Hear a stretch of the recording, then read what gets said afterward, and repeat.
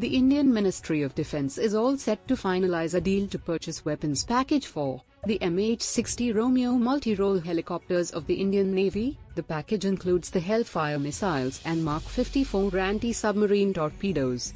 Earlier in 2020, India and the US had signed a deal worth over 16,000 crores to buy 24 MH-60 Romeo helicopters from Lockheed Martin via fast-track procedures, under a government-to-government deal. The proposal for buying the weapons package for the MH-60 Romeo choppers is at an advanced stage in the Defense Ministry, and negotiations are also ongoing with the American administration for the $300 million deal to be concluded under the foreign military sales route. These 24 MH-60 Romeos helicopters of the Indian Navy would be equipped with advanced sensors and weapons.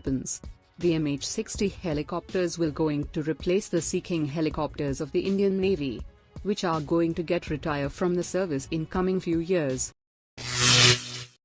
The 10th annual SLINEX bilateral maritime exercise between India and Sri Lanka has started. The exercise is divided into two phases, the harbour phase and the sea phase. Each will last for 3 days.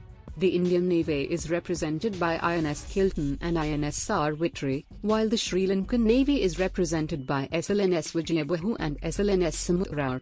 In addition, the exercise also includes participation from the Indian Navy's Chetak helicopter and Dornier maritime patrol aircraft, as well as Sri Lanka Air Force's Dornier and Bell 412 helicopters. The exercise will also feature the special forces of both navies working together. The construction of the Salar Pass Tunnel, in Arunachal Pradesh, which is being built by the Border Roads Organization, is all set to open by June this year. This would be the longest bi-lane road tunnel in the world, at an altitude above 13,000 feet. This project has been designed for traffic density of 3,000 petrol cars per day and 2,000 diesel trucks per day, with maximum speed of 80 km per hour. The sanctioned cost for the project is 687 crores, including pre-construction cost of 10 crores and 4 years maintenance cost of 15 crore rupees. Salar Pass, which is the only access to Tuang region, remains closed for heavy traffic during winters due to heavy snowfall for considerable time every year. This tunnel will provide all-weather connectivity to the border areas, which would enhance operational capability by helping the Indian forces in faster troop deployment. India has offered multiple indigenous defense equipments to the African countries, including Arjun main battle tank and Pinaka multi-barrel rocket launcher systems.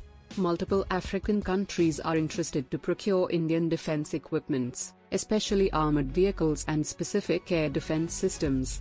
However, some were also open about wanting a favorable line of credit for these two deals to go ahead.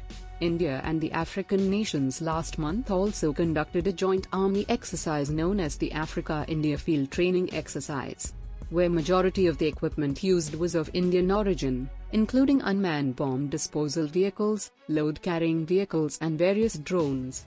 The Modi government had set an target of $5 billion export in aerospace and defense sector by year 2025. On the other hand, if we talk about China, the Chinese are focusing on deepening its own defense cooperation with African countries. According to Boston University's Global Development Center, China in last 2 decades had publicly signed 27 loan deals with 8 African countries worth about $3.5 billion for defense spending.